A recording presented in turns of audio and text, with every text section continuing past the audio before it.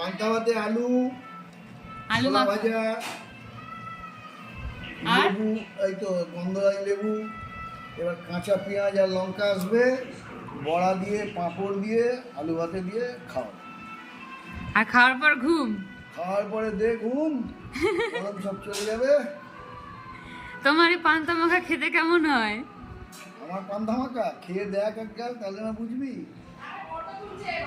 পান্তা ভাতে কি বলে, গরম ভাতে জল 7 হাতির বল, কি বুঝলি?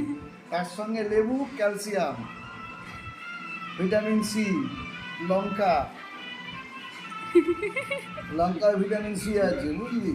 খুব টেস্ট নাকি? আর পেঁয়াজ হচ্ছে লুনাশক, শরীরে গরমটা লাগবে না। আর পেঁয়াজ? ওই তো পেঁয়াজ বললাম লুনাশক, লু লাগে না, গরম শরীর গরম কম না, শরীরকে ঠান্ডা